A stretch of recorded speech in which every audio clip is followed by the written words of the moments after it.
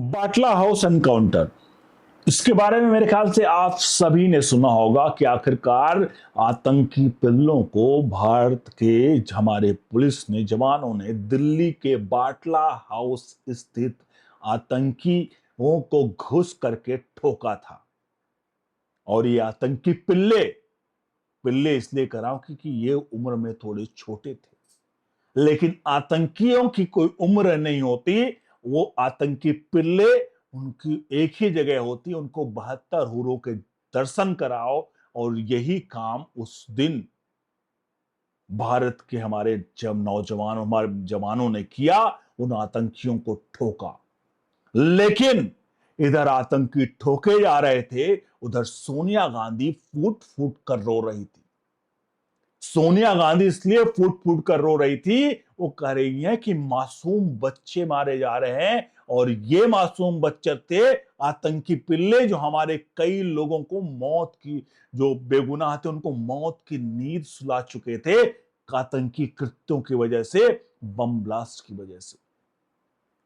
और ये सब कुछ चल रहा था। और अब ये प्रकरण संसद में पहुंचा। नरेंद्र मोदी, अमित शाह ने जब इस पूरे मामले पर शब्द अपने वाक्यांशों से, शब्दों से संसद में ये बात जब रखी, यानी कि संसद में कोई बात रखना एक सबूत होता है, ये साक्ष्य है।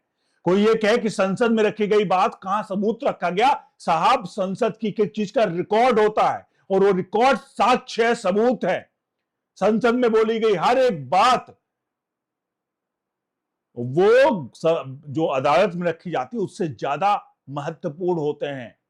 और ये बात अगर उस रिकॉर्ड में चली गई तो साक्ष्य है, और उस साक्ष्य को प्रस्तुत कर रहे थे अमित शाह और मोदी। पहले अमित शाह को सुनेंगे, फिर मोदी को सुनेंगे, और फिर लिए चलेंगे आपको प्रियंका गांधी ने आखिर क्या कुछ कहा इस पूरे मामले पर।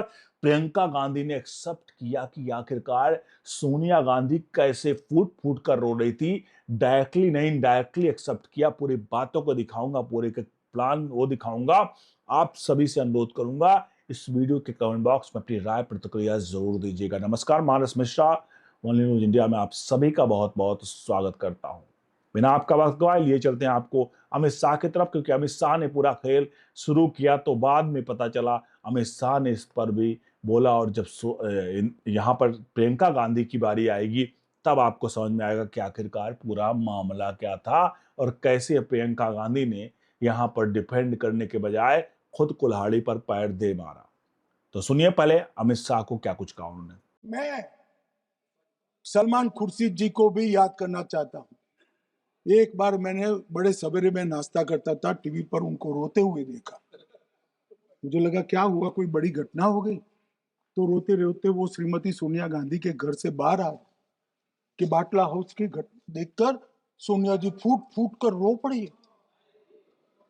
अरे रोना था तो शहीद मोहन शर्मा के लिए रोते, बाटला हाउस के आतंकवादियों के लिए रोना आता है। और मान्यवर हमें पूछते हैं कि आपने क्या किया, कोई अधिकार नहीं है पूछने का। आपने अमित शाह को सुना। अमित शाह ने देखिए किस प्रकार से एक एक चीजों को क्लियरली तरीके से कहा कि भाई बाटला हाउस इनकाउंटर हो रहा था, तो सलमान खुर्शीद रो रो करके बाहर आते हो, कहते हैं कि प्रियंका जो सोनिया मैडम है उनको फूट फूट कर रो रही हैं। और क्यों रो रही हैं? क्योंकि आतंकी ठोके गए हैं, आतंकी पिल्ले ठोके गए हैं। अब आप इस प्रकरण पर अपनी राय प्रतिक्रिया जरूर दीजिए, क्योंकि हमने ये खबर बहुत बार दिखाई है और आप सभी के राय प्रतिक्रिया भी आती है, लेकिन आज संसद में भी बोल दी गई इस बात को, यानी कि ये बात में पूर्णतः सत्य है और पूर्णतः साक्ष्य है। अब साक्ष्य के बारे में कोई ना पूछे कि सोनिया गांधी रोई थी या नहीं रोई थी।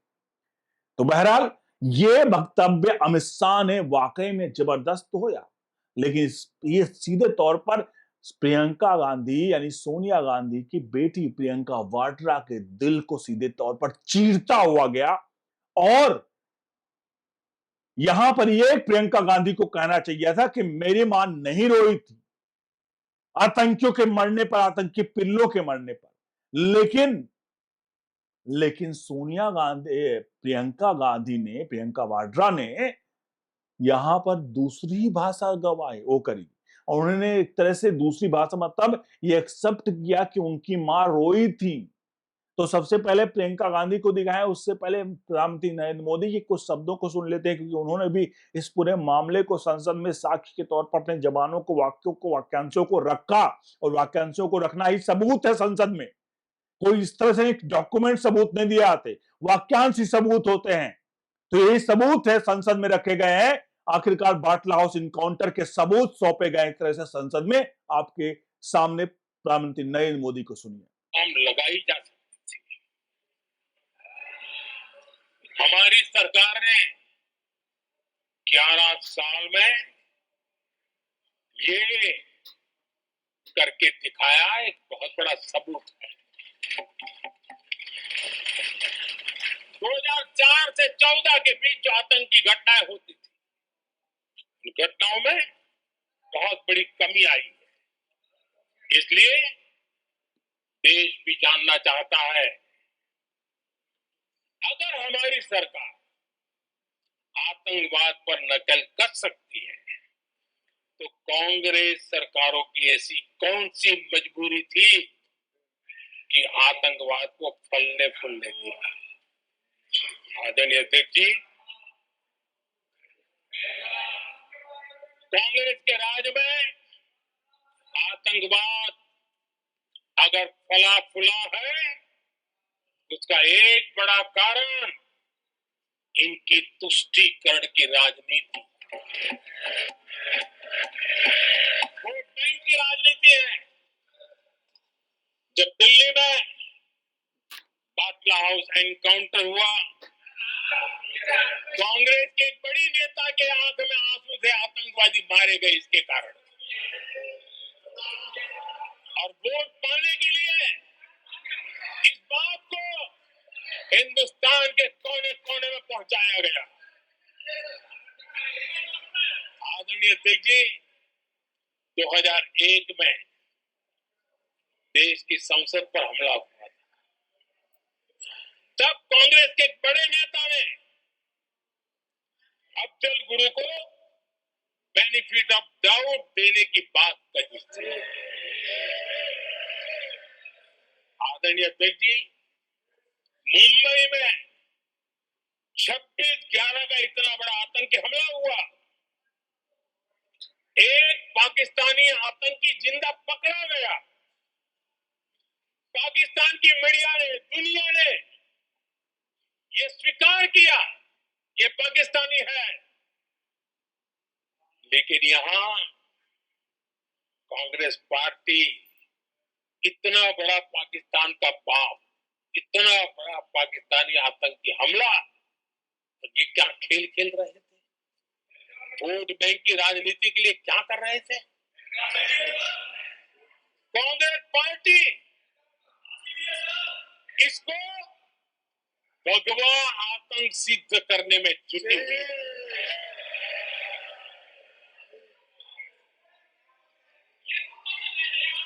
कांग्रेस दुनिया को हिंदू आतंकवाद की छड़ी बेचने में लगी हुई थी। कांग्रेस के एक नेता ने अमेरिका के बड़े राजनयिक को यहां तक कह दिया था कि लश्कर-ए तोयबा से भी बड़ा खतरा भारत के हिंदू ग्रुप, ये कहा गया था। आपने प्रधानमंत्री नरेंद्र मोदी को सुन लिया। आपने देखा कि किस प्रकार से प्रधानमंत्री नरेंद्र मोदी ने एक एक चीजों को क्लेरिफाई किया। अमित शाह ने तो पहले ही कच्चा चिट्ठा खोल दिया और उसमें थोड़ा सा आग में घी डालने का काम प्रधानमंत्री नरेंद्र मोदी ने कर दिया। अब इस पर भी अपनी राय प्रतिक्रिया जोड़ दीजिए और वीडियो को लाइक शेयर करते रहेगा। बढ़ते हैं आप राजमाता की बेटी राजकुमारी प्रियंका वाड्रा गांधी की तरफ। प्रियंका वाड्रा गांधी क्या कुछ कहती हैं, क्योंकि पूरे तरह से सोनिया गांधी को अमित शाह ने गृह मंत्री और प्रधानमंत्री दोनों घेर चुके थे। अब सुनिए क्या कहती हैं इस पूरे मसले पर प्रियंका गांधी। आज गृह मंत्री जी ने इस बात पर उल्लेख किया। उन्होंने कहा कि शब्दों में उन्होंने कहा कि पाकिस्तान के पास शरण में आने के बजाय कोई चारा ही नहीं था। आपने शरण दिया क्यों? वो आते हैं आपके देश के अंदर, लोगों को मार डालते हैं और आप उनको शरण दे रहे हैं। क्यों दिया शरण? इसका जवाब क्यों नहीं दिया है एक भी भाषण में? जैसे ये बात उठी, शरण की बात की हमारे गृह मंत्री जी ने, इतिहास में चले गए। नेहरू ने क्या किया, इंदिरा गांधी ने क्या किया, यहां तक कि मेरी मां के आंसुओं तक चले गए। लेकिन इस सवाल का जवाब नहीं दिया कि ये सीज फायर हुआ क्यों, ये जंग रुका क्यों, और तब क्यों रुका जब दुश्मन के पास कोई चारा नहीं था हमारे श्रेय में आने के बजाय। क्यों रुका ये जंग? इसका जवाब नहीं दिया। धन्यवाद। आप देंगे?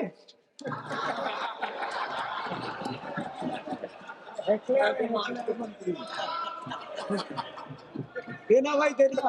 आपको टाइम मिलेगा तो। टाइम नहीं मिलेगा आपको शायद।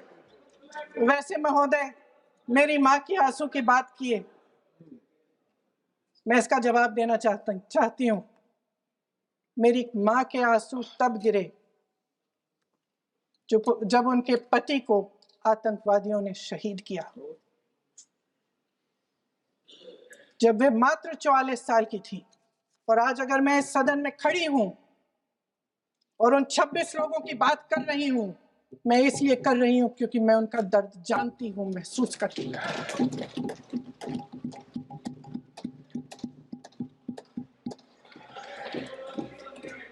अध्यक्ष महोदय, मैंने कहा कि देश का नेतृत्व सिर्फ उपलब्धियों का श्रेय लेने से मजबूत नहीं होता। सफलता और विफलता दोनों की जिम्मेदारी लेने से बुलंद होता है।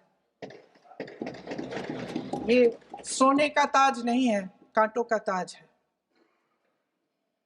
अध्यक्ष महोदय, जब सरकार झूठी और कायर हो तो वे बहादुर से बहादुर सेना के साहस और पराक्रम को भी कमजोर कर देती है। आपने प्रियंका गांधी का ये वक्तव्य सुना। आप शायद इस पूरे प्रकरण में समझ नहीं पाए होंगे कि यार प्रियंका गांधी ने ऐसा क्या कहा। प्रियंका गांधी ने ऐसा जो कहा, बहुत सारे लोग अगर समझ गए हैं तो कमेंट बॉक्स में बताइए। बहरहाल मैं बताने जा रहा हूं प्रियंका गांधी ने क्या कहा। प्रियंका गांधी ने कहा, एक तरफ जहां जिक्र अमित शाह और मोदी कह रहे हैं कि बाटला हाउस इनकाउंटर में सोनिया गांधी जो है वो फूट फूट कर रोई थी क्योंकि आतंकी पिल्ले मारे गए थे। हमारी पुलिस जवानों, सेना ने उनको ठोक दिया था, बाटला हाउस में उनका इनकाउंटर कर दिया था। इसको देखते हुए सोनिया गांधी रोई थी। लेकिन यहां पर प्रियंका गांधी कहती हैं कि मेरी मां के रोने को देखते हैं। यानी कि वो ये नहीं कहती हैं कि प्रियंका गांधी ने बाटला हाउस में आतंकी पिल्लों के मारे जाने पर रोई नहीं थी, बल्कि वो जस्टिफाई करती हैं कि हमारे रोने को देखते हैं। और ये क्यों होता है उसके बारे में थोड़ा समझिए।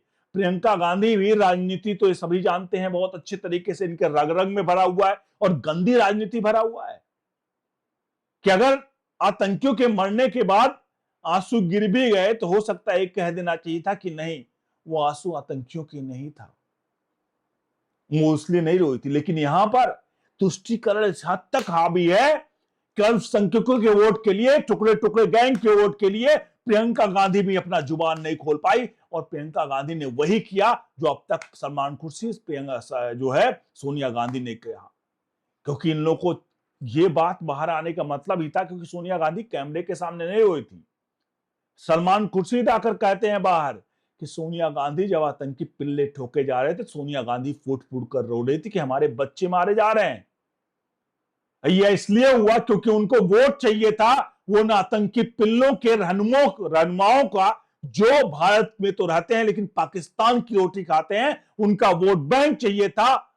इसलिए प्रियंका गांधी ने भी यहां कहा कि मेरे मां के रोने की बात करते हैं। यानी उन्होंने भी साफ तौर पर एक क्लियर कर दिया कि एनकाउंटर में जो मारे गए थे तो उनकी मां रोई थी। इनडायरेक्टली ये बात उन्होंने कहने का यहां पर पूर्ण रूप से किया। आप बताइए ये बात जो मैंने बताई आपको, क्या वो सही या नहीं है? पूरे मसले पर अपनी राय दीजिए। क्या किसी इनकाउंटर में मारे गए व्यक्ति या कोई आतंकी पिल्ला ही हो जो हमारे लोगों को मारा, हमारे बेगुनाहों को मारा हो, सैकड़ों की जान ली हो, उन आतंकियों को ठोकने में और उनको ठोकने के बाद क्या किसी को गर्व होगा, कहीं ना कहीं खुशी होगी, या वो फूट फूट कर उन आतंकियों के लिए रोएगा? इस सवाल का जवाब कमेंट बॉक्स में दीजिए। वीडियो को लाइक शेयर जरूर करिए। बने रहिए न्यूज़ इंडिया के साथ। बहुत बहुत धन्यवाद।